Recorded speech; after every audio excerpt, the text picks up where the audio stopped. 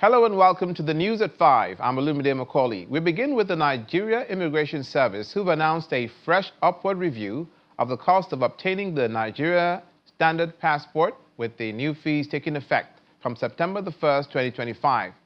Now, in a statement signed by the Service Public Relations Officer, Mr. Akinlabi, the adjustment applies only to applications submitted within Nigeria. According to the new rates, the 32-page passport with 5-year validity will now cost 100,000 naira as against 50,000 naira, while the 64-page passport with a 10-year validity has been increased to 200,000 naira as against 100,000 naira. The NIS, however, clarified that fees for Nigerians in diaspora remain unchanged, with $150 for the 32-page 5-year passport and $230 for the 64-page 10-year passport. The service explains that the review became necessary to maintain the quality and integrity of the Nigerian passport while ensuring accessibility for citizens. In line with the federal government's effort to promote environmental sustainability and combat climate change, the Forestry Research Institute of Nigeria, in collaboration with the Modibo Adama University, Yola, have flagged off a tree planting campaign in Yola, the Adamawa state capital. The Vice Chancellor of the university, Professor Ibrahim Umar, who flagged off the campaign at the university grounds, says the perennial flood disasters being recorded in various parts of the country could have been averted if reforestation and other environmental protection measures were taken more seriously.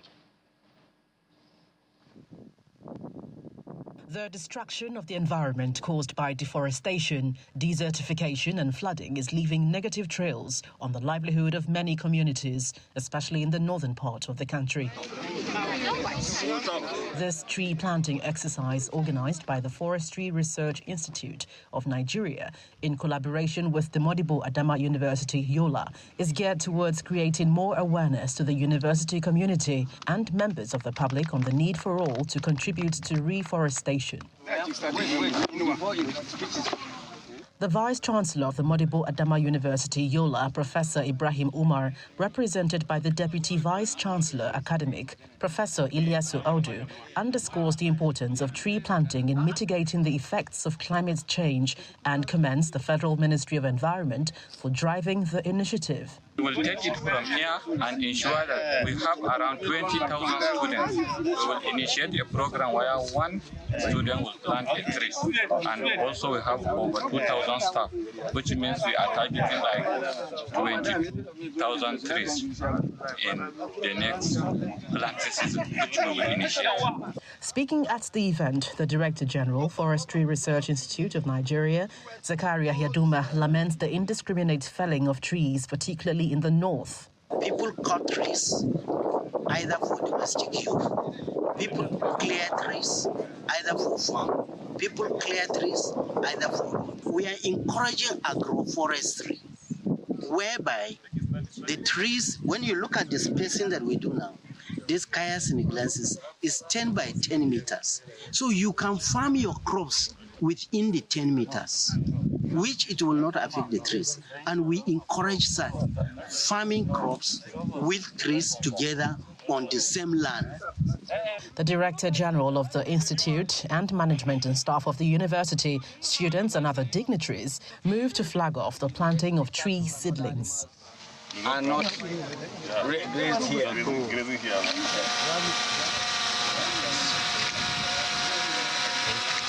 High point of the event is the handing over of medical herbs generated from the Research Institute of Nigeria to the Vice-Chancellor of the university as part of the research work. The tree planting campaign by the institute is expected to continue in other tertiary institutions across the state. Now in Lagos, the state government has reaffirmed its commitment to strengthening sustainable waste management practices and will soon acquire 100 CNG trucks for the operations of private sector participants just to keep the state clean. The Lagos State Waste Management Authority made this known at a stakeholder forum held in Ikoyi.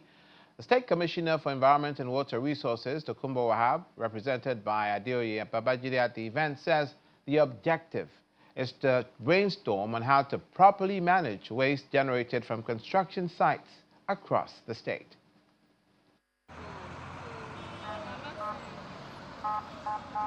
Building a resilient Lagos that is clean, safe, and suitable for all residents is the reason for this one-day stakeholders forum on construction, demolition, and disaster waste management, organized by the State Waste Management Authority to drive modern waste practice in the state.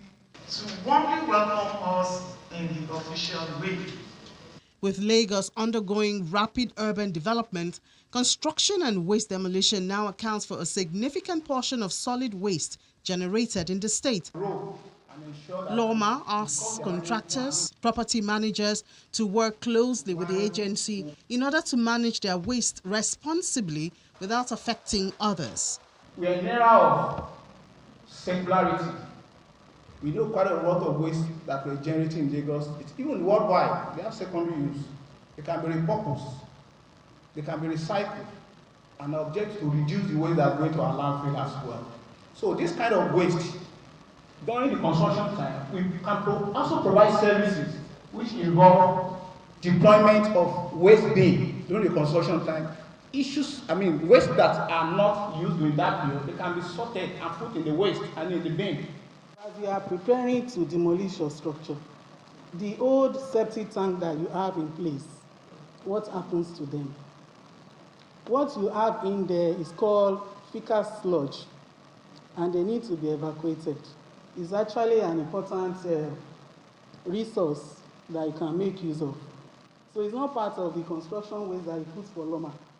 Recycling and reusing of construction waste materials and steps on how to acquire the LOMA Smart Bin through the CCDW portal is also echoed at the forum. This is the payment method, the payment summary. They click on the particular one that they are paying for, the invoice they are paying for. Architects, traditional rulers in attendance call for strict measures to eliminate indiscriminate waste disposal. We must be interested in the responsible, sustainable disposal, recycling, and reuse of materials. We must be concerned about the effects of our work on air and water quality. The fine on offenders is supposed to be very rigid. Representing the State Commissioner for Environment and Water Resources is Mr. Adeoye Babajide. He stressed the need for collaborative action to curb irresponsible building practices.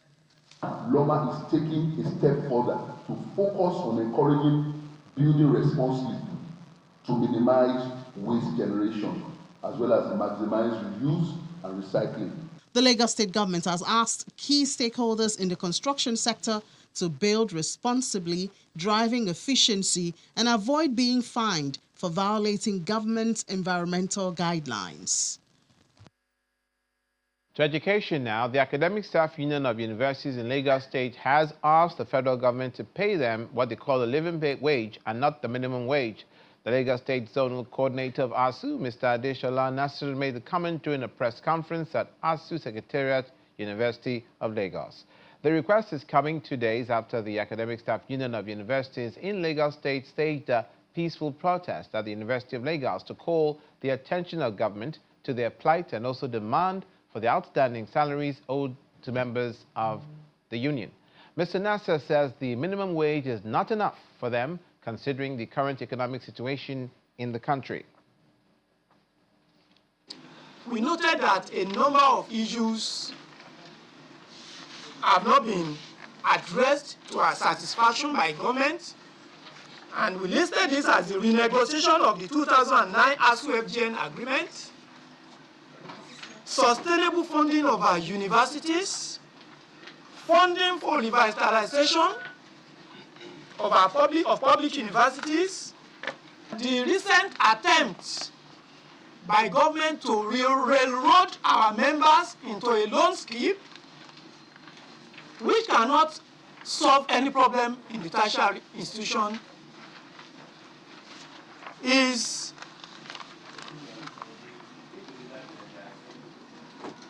an attempt to further deepen poverty in the university system. This is not acceptable. We are tired of excuses by government, and we will not allow this to continue. Comrades, living wage must be paid. Yes. Poverty must be stopped. Yes. The agreement must be signed. Yes. Security is getting a boost in Benue as the state government have begun the training of technical drone operators for the newly established Command and Control Center following the deployment of unmanned drones to combat terrorist attacks in communities across the state. Director of Intelligence Coordination in the State Bureau of Homeland Security, Mr. Justin Tioaka, disclosed this while speaking to Channels Television during the training session organized by the Benue Digital Infrastructure Company to support border control surveillance. Border communities in Guma local government area of Benue State have had their share of attacks, especially in recent times. However, the recent attacks on Yelwata community on the border of Nasarawa State, one of the actions is the training of drone operators for participants drawn from various communities in the state. Facilitated by the Benue Digital Infrastructure Company, the state government hopes to intensify the monitoring of the state boundaries. The Executive Governor of Benue State, as you might have been aware, he has established a command and control center, which is about 80% completed. And this is part of the process. For a command and control center to be effective, for a command and control center to perform the expected functions and give you the desired results, there has to be the training component on how to effectively utilize the equipment, especially the drones and other associated equipment. So this is part of it. The technical partners explain how the devices can carry out explosive operations as well as emergency management.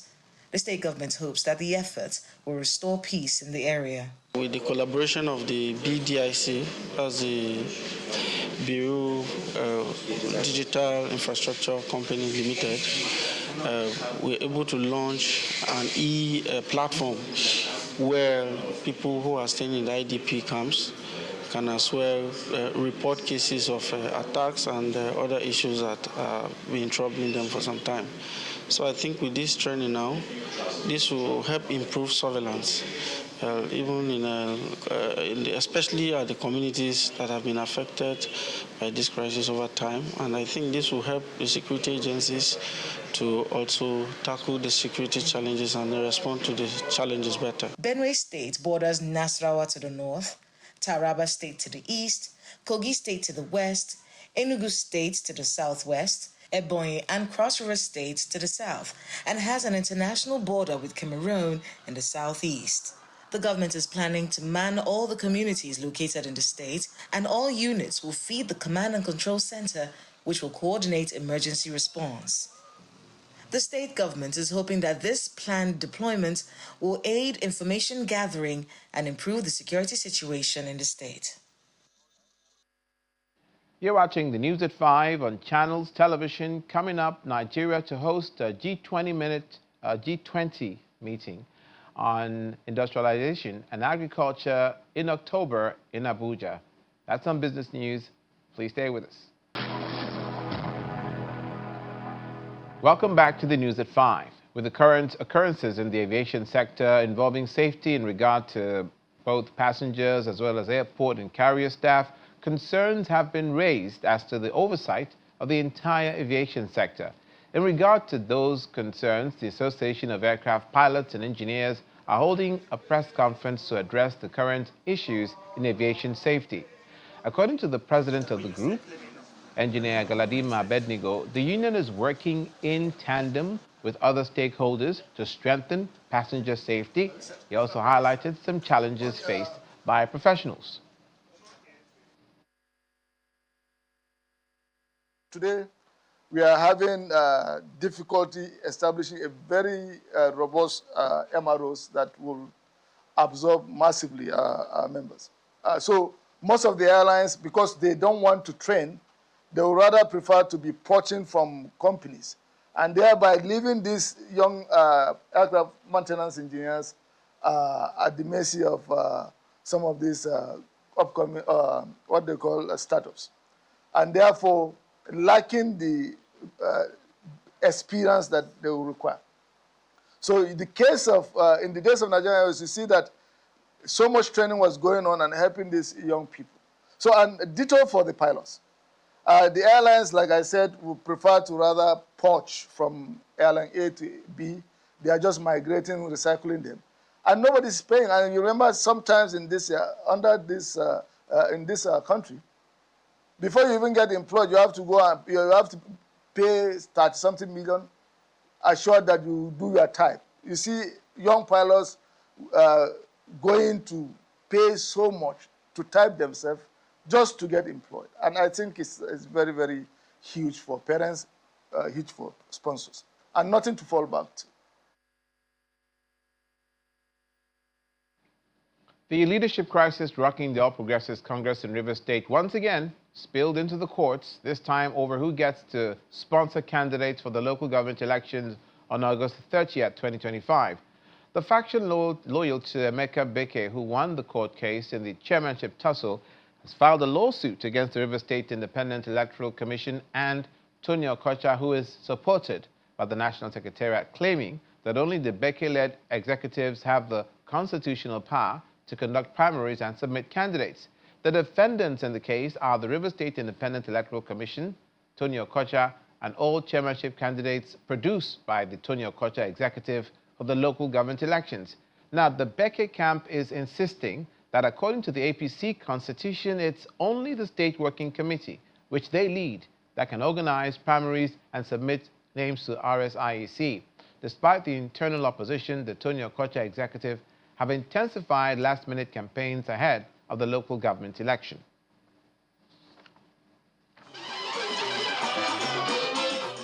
Chants of solidarity fill the air in Eleme as the All Progressives Congress brings its campaign for the August 30 local government election to a close in One, the ward of the chairmanship candidate.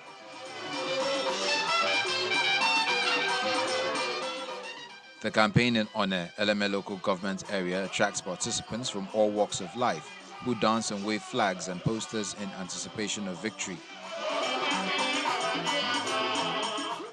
Addressing the crowd, the state chairman of the APC, Tony Okocha, urges residents to come out en masse to vote, stressing that the local government election serves as a preparation for the 2027 general elections. So please, on Saturday, our mama dem no farm that day. If you support the candidates, don't go to farm. There is no farm that day. There is no market. Please go out and vote at your respective polling units. The second message I have for you, we are preparing the ground for 2027. Other party stakeholders take turns to eulogize the character and leadership qualities of the chairmanship candidate. In a dramatic twist, the candidate also receives open endorsement from the People's Democratic Party member of the State House of Assembly representing the constituency. There's a new hope in Nigeria. For those of us from Eleme, if we are not inclined to the president, our hope will be lost. On that note, our great incoming chairman, you told me in privacy that everything you pledged on your manifesto, you will execute and follow it to the end. On that note, I want to sign and agree and put my signature as a guarantor that everyone that is supporting me, every of my friends in People's Democratic Party, and believe in me, should vote on the 30th for Chief Olamide Olo, not 30th of August 2025.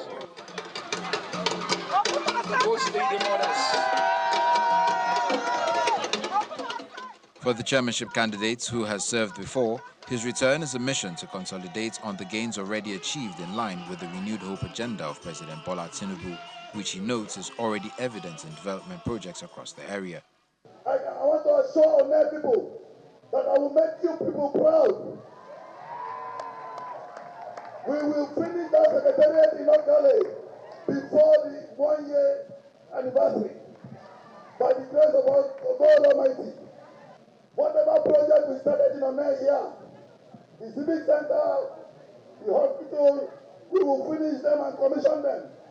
I have told my people, I will not be a big man chairman. I will operate like a youth president, so that we can get what belongs to us. The APC is closing its rally in LMA local government area of River State, confident that supporters are convinced that the upcoming local government elections is a contest for council leadership and a test run for the 2027 general elections.